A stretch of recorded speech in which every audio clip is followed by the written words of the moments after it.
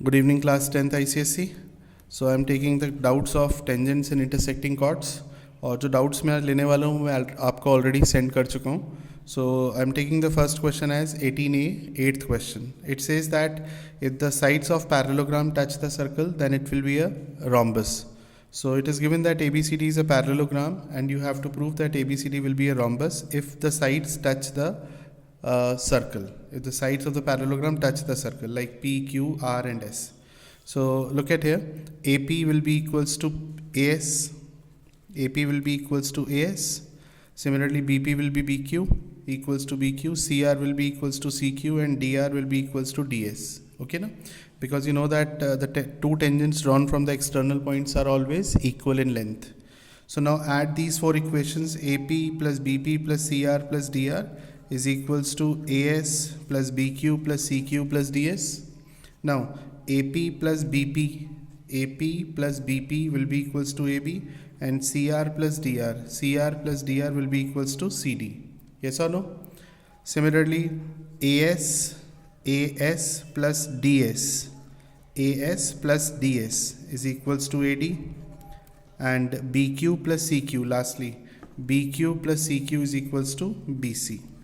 Now since it is a parallelogram, so AB will be equals to CD because parallelogram के opposite sides equal होती हैं, so I can write it as 2AB. Similarly, AD will be equals to BC क्योंकि parallelogram के opposite sides equal होती हैं, so I can write it as 2AD. 2 से 2 cancel, hence AB is equals to AD. Hence AB is equals to AD means it is a rhombus. क्योंकि अगर AB AD के equal आ गया तो इसका मतलब इसकी चारों साइड्स इक्वल हो गई. Yes or no? क्योंकि पैरेललोग्राम है तो अपोजिट साइड्स तो ऑलरेडी इक्वल है. अगर मैंने एडजेसेंट साइड्स को इक्वल कर दिया तो इसका मतलब चारों इक्वल हो गई. समझ गए ना? So hence if a parallelogram touches the circle then it is a rhombus. अब ज़रा नेक्स्ट देखिए. नेक्स्ट क्वेश्चन मैं ले रहा हूँ students. Question number 24 exercise 18A का, सेम एक्सरसाइज का क्वेश्चन नंबर 24. ध्यान से समझिए. क्वेश्चन नंबर 24 क्या कहता है, रीड कर लीजिएगा एक बार. ये मैं फिगर ड्रॉ कर रहा हूँ, इसका बहुत अच्छे तरीके से समझा रहा हूँ, ध्यान देना, कोई पॉइंट रहेगा नहीं. ये पहले मैं फिगर ड्रॉ कर रहा हूँ, आप लोग भी इत्मीनान से क्वेश्चन पढ़िए तब तक और इसका फिगर बनाइए, फिर बात करते हैं क्वेश्चन के बारे में.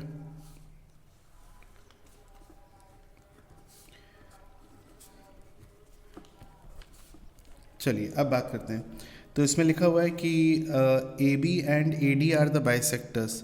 तो AB बाइसेक्टर है एंगल CAQ का. इट मीन्स ये एंगल और ये एंगल इक्वल है. आपको दिया हुआ है BAQ 30 है, तो this is 30, hence it will also be 30. Yes or no? And look at this angle.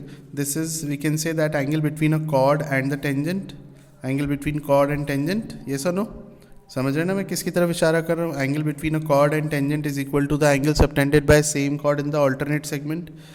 तो if this angle is 30 then this will also be 30, क्योंकि ये भी AB है, AB से बना है ADB, और ये AB कॉर्ड और टेंजेंट के बीच का एंगल है. ठीक है. अब देखिए लिखा हुआ है AD is also a bisector. AD भी बाइसेक्टर है एंगल CAP का. तो 30 प्लस 30 60, 180 माइनस 60 होता है 120. तो ये हो जाएगा 120 का हाफ यानी 60, और ये हो जाएगा 120 का हाफ यानी 60, क्योंकि AD बाइसेक्टर है CAP का, एंगल CAP का. लिख के बता दूँ. अब ज़रा देखिए कि ये जो BD है कॉर्ड, इससे सरकमफ्रेंस पर कितने डिग्री का एंगल बन रहा है? एंगल BAD जो बन रहा है वो कितने डिग्री का दिख रहा है? 30 प्लस 60 90 का दिख रहा है. और किस कॉर्ड से 90 डिग्री का एंगल बनता है? डायामीटर से. इसका मतलब प्रूफ हो गया कि BD इज़ अ डायामीटर. कितना सिंपल क्वेश्चन तरीके, कितने सिंपल तरीके से कर दिया है ना? तो क्योंकि BD से सरकमफ्रेंस पर 90 डिग्री का एंगल बन रहा है, इसलिए हम कह सकते हैं कि BD will be a diameter. इसके बाद मैं नेक्स्ट क्वेश्चन ले रहा हूँ 18B का, एक्सरसाइज 18B का क्वेश्चन नंबर 9 ले रहा हूँ. तो ज़रा 9th क्वेश्चन देखिए फटाफट से. 18B का क्वेश्चन नंबर 9. इन साइक्लिक क्वाड्रिलेटरल ABCD, ये देखिए साइक्लिक क्वाड्रिलेटरल बनाया है ABCD.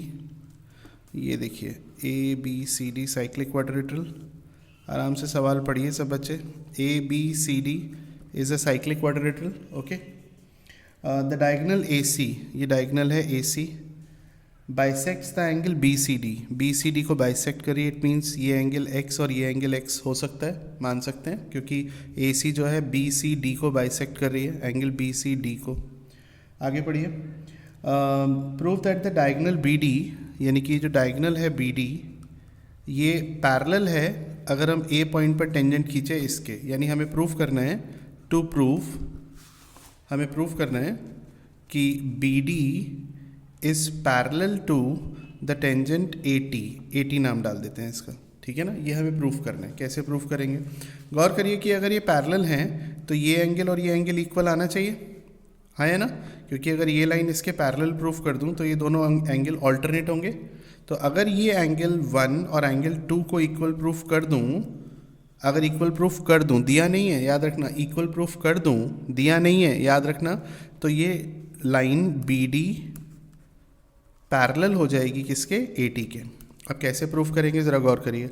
इस एंगल को देखो, ये एंगल ए बी कॉर्ड से बना है, ये वाला एंगल ए बी कॉर्ड से बना है, तो angle between chord and tangent should also be x, क्योंकि angle between chord and tangent is equal to the angle subtended by the same chord in the alternate segment. एक बार अलग से करके बता दूं, देखो ये मैं ये कह रहा हूँ आपसे कि ये ए बी कॉर्ड बनाई, ये देखो ये ए बी कॉर्ड बनाई, ये टेंजेंट, अगर ये एंगल एक्स है तो ए बी ऑल्टरनेट सेगमेंट में भी तो एक्स बनाएगी, ये एक्स है, ये एंगल अगर एक्स है तो ये भी एक्स होगा ना। Angle between chord and tangent is equal to the angle subtended by the same chord in the alternate segment.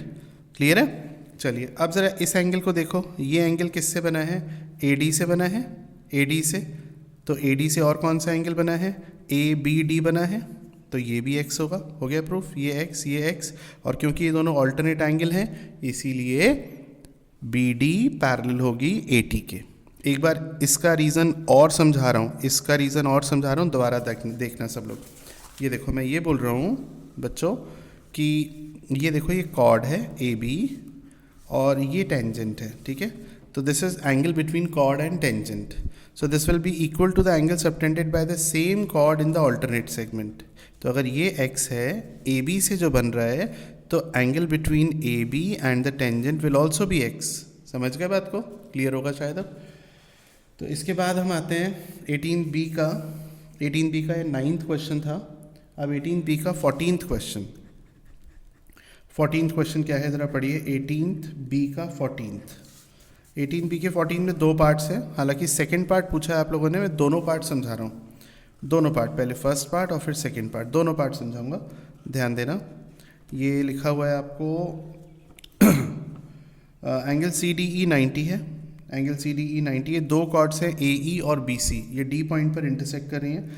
A B की वैल्यू 5 है, ए बी की वैल्यू 5, बी डी की वैल्यू 4 है, सी डी की value 9 है, और आपसे D E की वैल्यू पूछी है।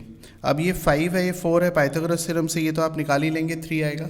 आपको पता है कि अगर 2 कॉर्ड्स इंटरसेक्ट कर रही हैं पी पॉइंट पर, तो क्या थ्योरम बताई मैंने आपको?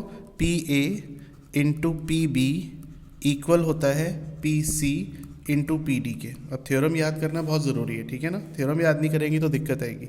तो स्टूडेंट्स यही थ्योरम इसमें अप्लाई करिए, D A into D E, D A into D E equal होगा D B into D C के। थ्योरम याद करिए, लिख के पढ़िए। डी ए की वैल्यू 3, डी ई की वैल्यू फाइंड आउट करनी है, डी बी की वैल्यू 4 और डी सी की वैल्यू 9, सो 3 3 ज़ा 9, तो डी ई की वैल्यू आ गई आपके पास कितनी? 12। बात खत्म, ठीक है ना। ये तो हो गया फर्स्ट पार्ट। अब सेकेंड पार्ट क्या है? सेकेंड पार्ट का फिगर सेम है, उसने लिखा है A D is equals to B D, A D is equals to B D, तो थ्योरम हम सेम लगाएंगे, यही फॉर्मूला लगाएंगे जो पहले लगाया था, D A into D E equals to D B into D C. अब इसमें लिखा हुआ है D A is equals to D B, ये आपको गिवन है, ठीक है, तो डी ए और डी बी को काट देते हैं क्योंकि इक्वल गिवन है हमें, है ना। तो इससे क्या रिजल्ट निकल के आया कि डी ई और डी सी भी इक्वल होंगे। अब देखिए, फर्स्ट इसे मान लेते हैं, इसे सेकंड, इन दोनों को ऐड कर लीजिए, इन दोनों को ऐड करिए, तो D A plus D E, D A plus D E equal होगा किसके? बोलो बेटा, D B plus D C के, D B plus D C. अब देखिए D A plus D E कितना होगा, D A plus D E, ये ए ई हो गया, ठीक है ना। और D B plus D C, D B plus D C कितना हो गया, ये बी सी हो गया। तो ए ई बराबर हो गया किसके, बी सी के। ये हो गया आपका प्रूफ। तो ये आपका क्वेश्चन नंबर 14 था। चलिए अब नेक्स्ट क्वेश्चन पर आते हैं, नेक्स्ट डाउट पर आते हैं जो आपने पूछा है 18B का 7th क्वेश्चन। तो 18B का 7th क्वेश्चन क्या कहता है भाई, ज़रा देखिए। 18B का 7th क्वेश्चन है, यहाँ 2 सर्कल बने हैं, आप लोग बनाइए पहले फिगर इत्मीनान से। और बड़े सर्कल का सरकमफ्रेंस, बड़े सर्कल का सरकमफ्रेंस पर छोटे सर्कल का सेंटर लाई कर रहा है, ठीक है। तो ये हमने टेंजेंट ड्रॉ किया है, सी ए और डी, ये सेंटर है छोटे सर्कल का, बड़े सर्कल के सरकमफ्रेंस पे लाई कर रहा है। गौर करना, ये फर्स्ट और सेकंड 2 सर्कल यहाँ पर बना दिए। ये बड़े सर्कल का सेंटर है ओ डैश, छोटे सर्कल का सेंटर ओ है, ये देखिए ये और ये। अब आपको क्या प्रूफ करना है, ज़रा ये देखिए। आपको प्रूफ करना है ओ ए बाइसेक्ट बी ए सी, ओ ए बाइसेक्ट बी ए सी, यानी आपको प्रूफ करना है ओ ए बाइसेक्ट्स एंगल बी ए सी, ये प्रूफ करना है। देखते हैं कैसे कर सकते हैं। तो इसको हम x मान लेते हैं, एंगल ओ ए सी को हमने x मान लिया। वही थ्योरम जो पिछले 5 मिनट में शायद 5 बार बोल चुका हूँ, angle between a chord and tangent is equal to the angle subtended by same chord in the alternate segment. इस फिगर को भी अलग से बना के दिखा रहा हूँ, ज़रूरत नहीं है, फिर भी बड़े सर्कल को, सिर्फ बड़े सर्कल को नाम डाल देता हूँ फिर से सेकंड, ताकि कोई कमी ना रह जाए। ये देखो ओ ए और ये देखो टेंजेंट है। तो अगर मैं angle between chord and tangent x मानूँ तो this will be the same angle which will be subtended by the same chord in the alternate segment, yes और नो। तो ये भी x होगा, ये बोलना चाह रहा हूँ मैं, हाँ है ना। अब ज़रा ट्राइंगल देखो, triangle O A B, triangle O A B में ओ ए और ओ बी ये रेडियस है, इक्वल होंगी, तो इनके ऑपोजिट एंगल भी इक्वल होंगे। यानी अगर ये एंगल x है तो ये भी x होगा, अगर ये x है तो ये भी x होगा। अब ज़रा देखो ये x, यानी प्रूफ हो गया कि ओ ए बाइसेक्ट्स एंगल बी ए सी, क्योंकि ये दोनों x निकल के आ गए। समझ में आया कि नहीं? कितना सिंपल है। उस थ्योरम अच्छे से याद करिए और रिवाइज करते रहिए। नेक्स्ट जो क्वेश्चन है वो मैं ले रहा हूँ आपका एक्सरसाइज 18B का question number 12th, exercise 18B का क्वेश्चन नंबर 12th। ज़रा देखते हैं 18B का 12th क्वेश्चन क्या कहता है भाई, क्या डाउट है इसमें, ऐसी क्या बात है जो आप लोगों ने पूछा है। 18B का 12th, हाँ अगर टाइम की वजह से कोई क्वेश्चन रह जाता है किसी स्टूडेंट का तो अदरवाइज़ मत लेना, बुरा मत मानना, अपने डाउट्स भेजते रहो बार बार और तुम्हारा नंबर भी आ जाएगा, ठीक है ना। तो बस टाइम की वजह से रह सकते हैं डाउट्स, क्योंकि वीडियो की लेंथ ज़्यादा हो जाती है तो वीडियो अपलोड नहीं हो पाती है, ठीक है ना। और ज़्यादा लंबी वीडियो इनफैक्ट मैं खुद नहीं डालना चाहता, एक्चुअल बात तो ये है। चलिए इसमें गिवन है AD बाइसेक्ट एंगल BAC, तो लिखा हुआ है AD। क्वेश्चन उन्हीं बच्चों को समझ में आएंगे जो रीड करने के बाद वीडियो देख रहे हैं, जो सिर्फ मज़े ले रहे हैं उनकी समझ में कुछ आने वाला है नहीं। तो AD बाइसेक्ट एंगल BAC, तो हम इन दोनों को x मान सकते हैं और ये मैं y एंगल ले लेता हूँ। ज़रा गौर करिएगा y किसको माना है, फिर से वही थ्योरम जो शायद मैं 8वीं या 7वीं बार बोल रहा हूँ। Angle between the chord AB and the tangent PA will be equal to the same angle subtended by the chord AB in the alternate segment. तो ये एंगल इसके बराबर होगा, बोलो बेटा। Angle between the chord AB and the tangent is equal to the angle subtended by the same chord AB in the alternate segment, that is angle, लिख के बोल देता हूँ, लिख के बता देता हूँ, PAB इक्वल होगा ACB के, क्योंकि ये AB कॉर्ड और टेंजेंट के बीच में बना है और ये वाला एंगल भी AB कॉर्ड से ही बना है, ठीक है ना। अब ज़रा ट्राइंगल देखो, ADC ट्राइंगल में ये एक्सटीरियर एंगल है, तो ये जो एक्सटीरियर एंगल है ये इंटीरियर एंगल्स के सम के इक्वल होगा, तो x + y हो जाएगा ये। अब ज़रा ट्राइंगल PAD देखो, ट्राइंगल PAD में एंगल PAD कितना दिख रहा है आपको, साफ साफ दिख रहा होगा मेरे ख्याल में, x + y दिख रहा होगा ना। और एंगल PDA देख लो, ये भी आपको x + y दिख रहा है, दो एंगल इक्वल है, इसका मतलब ट्राइंगल कैसा हो गया, आइसोसेलेस ट्राइंगल हो गया। बोलो भाई, हो गया ना आइसोसेलेस ट्राइंगल? यही आपको प्रूफ करना था। अब इसके सेकंड पार्ट पर आते हैं। सेकंड पार्ट में क्या प्रूफ करना है? Angle C A D is equals to half of angle P B A minus angle P A B, ये अब प्रूफ करना है ब्रैकेट लगाने के बाद। तो लेफ्ट हैंड साइड में लिखा हुआ है एंगल सी ए डी, तो एंगल सी ए डी कितना है ज़रा बता दो भाई। एंगल सी ए डी कितना है? सी ए डी साफ साफ दिख रहा है एक्स, तो इसको ज़रा होल्ड पे रख दो, ख़त्म बात। अब ज़रा ट्राइंगल देखो A B D triangle, triangle A B D में गौर करना। ए बी डी ट्राइंगल में अब ये एक्सटीरियर एंगल है, तो ये इन दोनों के सम के इक्वल होगा, x प्लस वाई यानी 2x प्लस वाई के। देख रहे हो ना, एक ही प्रॉपर्टी लग रही है।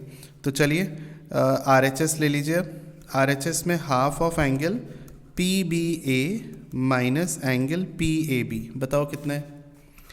हाफ ब्रैकेट लगाया पी बी ए अभी मैंने बताया 2x प्लस वाई। एक बार फिर समझा देता हूँ। ट्राइंगल ए बी डी में ये एंगल एक्सटीरियर है, तो ये इंटीरियर एंगल्स के सम के इक्वल होगा, ठीक है। माइनस पी ए बी कितना है? पी ए बी ये y है, तो y से y कैंसिल, 2x अपॉन 2 कितना होगा? सिर्फ x, तो ये भी x और ये भी x। आ गया समझ में बेटा?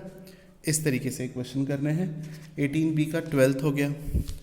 अब आ जाइए 18c, exercise 18c। Exercise 18c का क्वेश्चन नंबर 26 ले रहा हूँ मैं। तो 18c का क्वेश्चन नंबर 26 क्या कहता है भाई? देखिए, ये लेंदी क्वेश्चन है, इसमें टाइम लगेगा। लिखा हुआ है A B is a line segment, तो ए बी एक लाइन सेगमेंट है, M is its mid point, M mid point है। 3 semi circles are drawn with A M को डायमीटर मान के एक सेमी सर्कल बना दो। एम बी को डायमीटर मान के एक सेमी सर्कल ड्रॉ कर दो। एंड ए बी को डायमीटर मान के एक सेमी सर्कल ऑलरेडी मैं ड्रॉ कर चुका हूँ। तो 3 सेमी सर्कल्स बन गए हैं। ए एम डायमीटर है, एम बी डायमीटर है और ए बी डायमीटर है, तीनों डायमीटर है। A circle with radius R unit is drawn so that it touches all the 3 semi circles. एक और सर्कल बनाना है जो इन तीनों सेमी सर्कल को टच कर रहा है, ये देखो इस तरीके से, सिंपल। और इसकी रेडियस दी हुई है आपको आर, स्मॉल आर, ठीक है। तो ये सेंटर होगा इसका, मान लेते हैं ओ, ये इसका सेंटर होगा, मान लेते हैं ओ डैश, ये मान लेते हैं capital R capital R capital R capital R, है ना, क्योंकि एम मिड पॉइंट दिया हुआ है, एम मिड पॉइंट है तो इक्वल होगा ऑब्वियसली, और ओ सेंटर है तो ओ एम और ओ ए इक्वल होगा, ओ डैश सेंटर है तो ओ डैश एम और ओ डैश बी इक्वल होगा। सोचिए ज़रा खुद। इसको मैं सी पॉइंट मान लेता हूँ, तो ये देखिए, तो एम से लेकर के बी तक 2r है, तो ऑब्वियसली एम से लेकर के सी तक भी 2r होगा, और ये स्मॉल आर है, ये स्मॉल आर है, ठीक है। अब आपको प्रूफ करना है कि ए बी की वैल्यू 6r के इक्वल है, ए बी की वैल्यू 6 इंटू स्मॉल आर के इक्वल है। करते हैं ज़रा, देखिएगा, थोड़ा सा ट्रिक लगेगी, ज़्यादा नहीं। इस पॉइंट को ए ले लिया है, बी सी ले लिया है, तो इसे हम ले लेते हैं D. Triangle O D M में ज़रा पाइथागोरस थ्योरम लगा दो, ओ डी एम में, क्योंकि ये 90 होगा, क्योंकि ये आपका टेंजेंट है और ये रेडियस है, इसीलिए 90 होगा। देखो ये टेंजेंट है छोटे सेमी सर्कल के लिए, और ये रेडियस है तो 90 होगा ना। तो पाइथागोरस थ्योरम लगा दीजिए, ओ डी का square equals to O M square plus M D square. O D कितना है? देखो ओ एम कैपिटल आर है तो ये भी कैपिटल आर होगा, और ये स्मॉल आर है तो ये स्मॉल आर होगा, यानी आर प्लस स्मॉल आर का होल स्क्वायर। बढ़िया समझ में आ रहा होगा। ओ एम तो कैपिटल आर दिख रहा है साफ साफ। एम डी ज़रा ध्यान देना, एम डी में ज़रा अलग से बताता हूँ आपको। देखो ज़रा एम डी जो है वो M C minus D C है कि नहीं है? क्लियर है ना? M C minus D C करेंगे तो एम डी आ जाएगा। अब एम सी कितना है? ये देखो 2r, और डी सी कितना है? डी सी है स्मॉल आर का होल स्क्वायर। बस इतना था और कुछ नहीं। अब इसे सॉल्व करिए तो आ जाएगा R square plus small r square plus 2r into small r equals to R square plus 4r square plus R square minus 4r small r. तो देखो आर स्क्वायर से R square cancel, small r square से small r square cancel, so हमारे पास आया 6 capital R into small r equals to 4 R square, capital R से capital R, so 3 R is equals to 4 into small R. चलो छोड़ो, इतना ही रहने देते हैं। 6 R equals to 4 into capital R. अब आपको प्रूफ करना था ए बी। ए बी क्या है ज़रा देखिएगा, capital R capital R capital R capital R यानी 4 आर, और 4 आर की वैल्यू आपने किसके इक्वल प्रूफ कर दी है ऑलरेडी, 6 इंटू स्मॉल आर के। यही आपको प्रूफ करना था। बढ़िया, समझ में आ गया भाई? ठीक है, कोई भी पॉइंट इसमें रह गया हो, समझ में ना आया हो तो मुझे बताना, मैं दोबारा समझा दूंगा। तो ये 18C का क्वेश्चन नंबर 26 था। अब आ जाइए 18C का क्वेश्चन नंबर 29। 18C का क्वेश्चन नंबर 29 आइए देखते हैं बेटा। तो 18C का क्वेश्चन नंबर 29, सबसे पहले तो समझिए कि ये जैसे रेगुलर पेंटागन है, ये रेगुलर पेंटागन है ABCDE।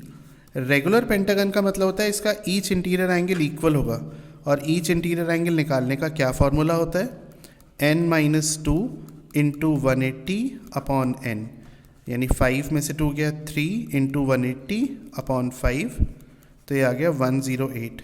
तो इसका ईच इंटीरियर एंगल 108 है, याद रखिएगा 108। अब ज़रा गौर करिएगा, एक बार फिर से इस फिगर को बना रहा हूँ। देखो, ये देखो बेटा, अगर हम B से A को ऑलरेडी ज्वाइन है, B से E को और B से D को ज्वाइन कर दें तो 1 2 3 हिस्सों में बट गया 108 डिग्री का एंगल, क्योंकि पूरा 108 होता है। ठीक है, तो 108 को 3 से डिवाइड करोगे तो 36 आ जाएगा। तो इसका यूज़ यहाँ पर करूँगा मैं।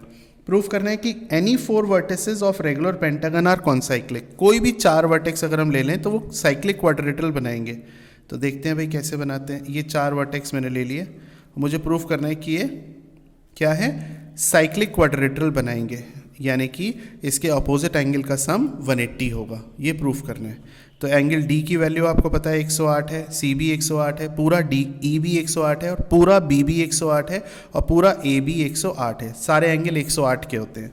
अब ज़रा गौर करो, ABE आपको अभी अभी निकाल के बताया 36 है, तो ABE अगर मैं ये 36 लिख दूँ तो ज़रा देखो यहाँ पर EBC कितना आ रहा है, EBC 36 और 36 72 आ रहा है, तो ये 72 हो गया।